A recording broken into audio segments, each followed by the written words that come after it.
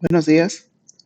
soy el maestro en Ingeniería Petrolera Raimundo Eric Amaro Martínez, profesor de la carrera de Ingeniería Petrolera en la Universidad Politécnica del Golfo de México,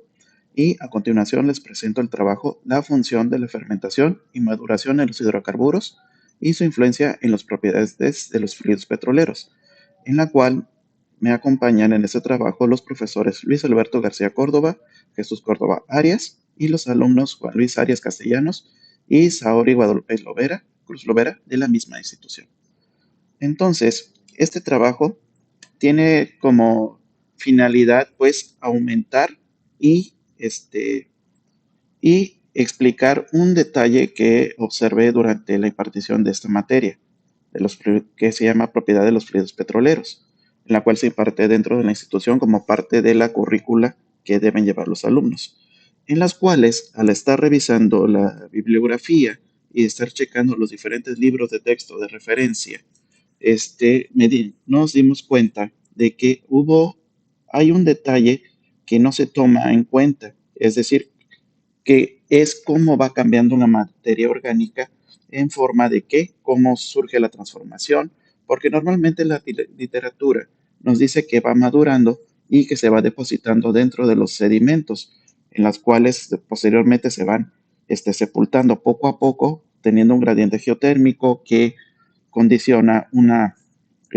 reacción química que empieza a transformar el hidrocarburo. Pero hay varios detalles que se saltan en esa explicación. Entonces, al revisar la bibliografía y al entender cómo sucede el proceso de la transformación, entonces llegué a la idea, o mejor dicho, a la opinión de que el proceso de la fermentación y la maceración son fundamentales. ¿Esto por qué? Porque si tomamos en cuenta el origen petróleo, vamos a tomarlo como la depositación de materia orgánica y de sedimentos, principalmente en fondos oceánicos, que es donde más se encuentran estos componentes. Y que con estos, con el paso del tiempo, esta materia orgánica y estos sedimentos se van acumulando. Y dentro de esta acumulación sigue habiendo una compactación. Pero en el caso de los océanos, o tomándolo en cuenta, en terreno continentales, vamos a tomar en cuenta de que esta materia orgánica estuvo expuesta al oxígeno. Y cuando está expuesta al oxígeno, quiere decir que estamos tomando que hay reacciones que ocurren debido a varios microorganismos, en los cuales algo similar como funciona, por ejemplo, las levaduras con el pan,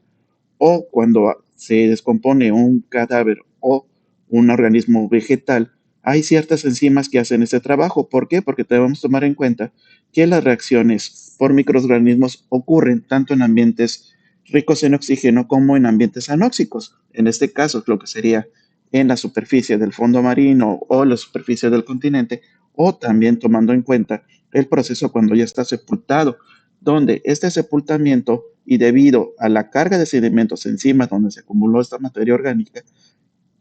y a esto aunado al gradiente geotérmico, que es decir, a la temperatura que va aumentando con el fondo, vamos a tener al principio un efecto que se denomina pirólisis, que donde empieza a generar calor debido a estas transformaciones. Y esto pues ayuda a crear los diferentes hidrocarburos que conocemos hoy en día. Pero hay que tomar en cuenta que la materia orgánica que va a estar sepultada y acomodada en el subsuelo va a estar tomado en cuenta dependiendo de los diferentes componentes de las rocas sedimentarias, es decir, sedimentos, ya sea lutitas, carbonatos, etcétera. Pero hay que tomar en cuenta que estos va a ir en función de qué tipo de querógenos van a generar esta materia orgánica. Hay que recordar que hay cuatro tipos principales de hidrocarburos. Los primeros, los que son a base de algas, que son más localizados especialmente en medios marinos. Los tipo 2, que son tanto peces marinos como también ya algunas especies de crustáceos, también tomando en cuenta este, la población de o fauna de agua dulce, ya sea algas, peces, y luego pasando al tipo 3 que son especialmente plantas, hierbas, también troncos, que se van descomponiendo con el paso del tiempo. Y de ahí llegando hasta el tipo 4 que son principalmente materia orgánica con alto contenido de grasa, es decir, con alto contenido de lípidos. Entonces, al tener esto, se combina con los diferentes sedimentos, es decir, toman cierta fracción mineral que ayudan a crear lo que llamamos querógenos. Pero estos querógenos también al mismo tiempo generan otro tipo de sustancia que ya está reconocida en la escala mineralógica, en la clasificación número 10 de la clasificación de Strunz, donde ya se reconocen a estos como minerales derivados de hidrocarburos, entre los cuales encontramos la alginita, la resinita, la cotinita, esporinita, colinita, tediolita, fusinita, semifusinita, funginita y micrinita. Es decir, estos compuestos nos van a ayudar a entender cómo se va a dar dando cómo se va dando esta descomposición de la materia orgánica y cómo va evolucionando en los diferentes elementos, tal como está graficado y mencionado aquí en las figuras, tomando en cuenta el trabajo del doctor Alberto Quiroga, donde él se basó en el trabajo de Combas, que es de 1980, que es de los querógenos en el microscopio o Le Corogene Vos and Microscope. Entonces, cuando tenemos esto, podemos revisar que también aquí es donde ya empezamos a hablar sobre la fermentación. ¿Por qué? Porque la fermentación actúa en el tiempo que la materia orgánica está expuesta a estas condiciones aeróbicas, donde entran en el juego, como se mencionó anteriormente, varios microorganismos, en especial las levaduras y las bacterias, que degradan estos compuestos convirtiéndolos en compuestos más simples, ya que estos obtienen energía de la descomposición, pero en el caso de las plantas también se tiene esta descomposición debido a que al proceso de la fotosíntesis. Esto combinado con varios elementos ambientales atmosféricos que la van transformando y van provocando diferentes reacciones que se producen para la aparición de los diferentes nutrientes o bien varios compuestos, ya estamos hablando de aquí la primera aparición de carbohidratos que se utilizan para los nutrientes en las plantas y posteriormente consumidos por animales. Entonces, cuando tenemos esto, podemos decir que tenemos una cadena que se inicia debido a que una sustancia orgánica, en este caso un precursor o compuesto hidrocarburo, que es el querógeno, y la actividad metabólica de estos microorganismos la van a empezar a degradar y consumir. Y con esto vamos a tener un proceso de biodegradación anaeróbica en un inicio. ¿Por qué? Porque esto va a producir energía, así como nosotros cuando comemos algo y necesitamos energía para hacer nuestras actividades, va a producir también varios residuos orgánicos o biogás, donde parte de este biogás es el metano, que es un gas precursor para la aparición de las diferentes reacciones. Además de que este proceso, es decir, va a ayudar al crecimiento de los diferentes organismos, en los cuales vamos a tener reacciones de fermentación ácida o cetógena, es decir, donde vamos a tener carbohidratos o hidrocarburos también de cadena larga, cadena corta, procesos de centrificación, que es donde se libera nitrógeno, reducción de sulfatos debido al contenido de azufre y también al metágeno y otros compuestos, que estos llevan debido a la actividad que ha tenido esa materia orgánica, ya sea sobre la corteza o por debajo, vamos a tener una descomposición y separación de diferentes elementos, donde aquí principalmente el agua y el CO2 son los más importantes que van a ayudar de base para formar los diferentes compuestos que veremos más adelante, donde también el enterramiento o la preservación de esa materia orgánica por los sedimentos van a ayudar a la evolución de la materia orgánica que posteriormente va a ascender debido a los procesos de migración y de movimiento de flujo, es decir, a través de la porosidad y permeabilidad de las rocas, y de ahí hasta llegar a procesos de oxidación o combustión, ya sea por interacción de acuíferos o también por degradación térmica. Donde aquí la maceración es un proceso importante, porque hay que tomar en cuenta que la maceración como tal es un proceso de sólido líquido, es decir, donde de la extracción de la materia orgánica, que puede estar, digamos, en parte de huesos o parte de un compuesto de diferentes elementos, vamos a tener extracción de líquido. Y durante este líquido se van a separar varios compuestos, especialmente volátiles, aromáticos, algunos asfaltenos, algunas parafinas, donde por acción de estos microorganismos se pueden descomponer en otros de cadena larga, que serían al principio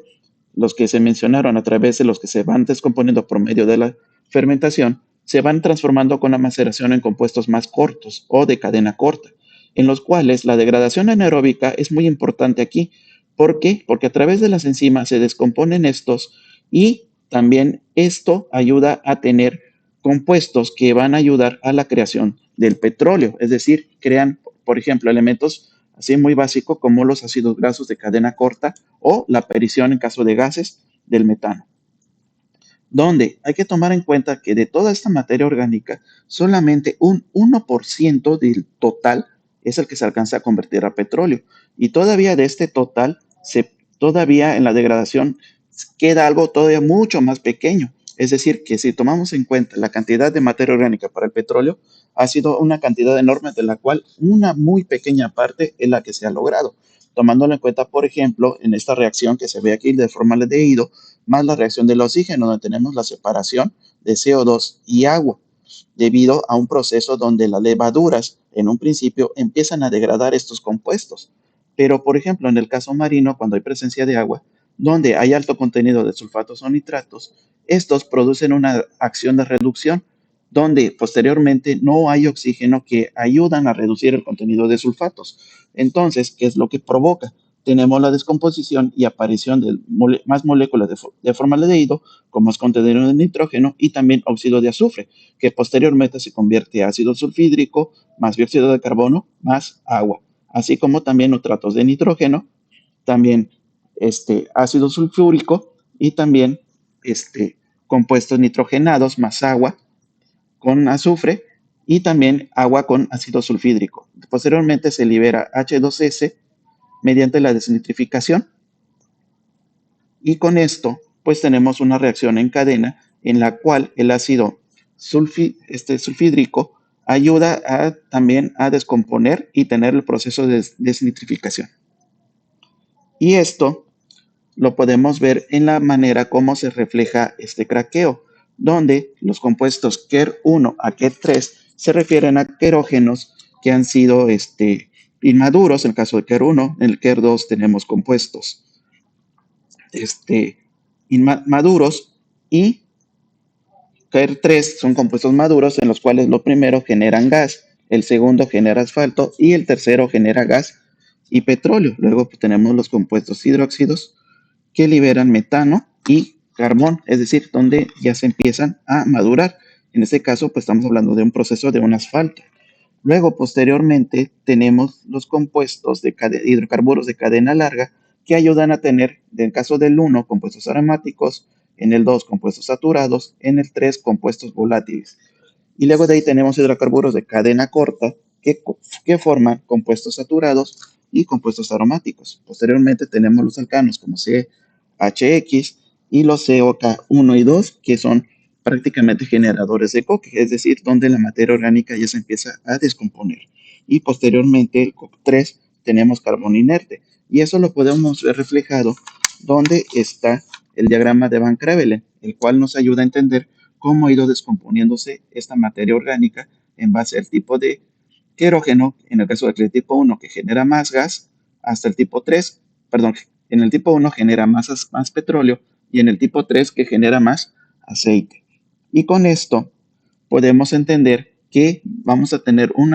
mayor aporte de incremento de la materia orgánica en función de la temperatura. Es decir, que va a permitir su mayor descomposición y degradación, en lo cual estos elementos que ya les mencioné anteriormente, empezando por la fotosíntesis, va a empezar a ayudar a que se mantenga esta materia en el subsuelo y empieza a tener las diferentes reacciones, donde incluso la pirólisis es parte importante, pero esto se va a dar debido al actuar del gradiente geotérmico. Y esto nos ayuda a entender cómo vamos a tener las diferentes ventanas de aparición del aceite, del gas húmedo y del gas seco. Y también cómo se comportan estas fases en los yacimientos, donde veremos un mayor incremento de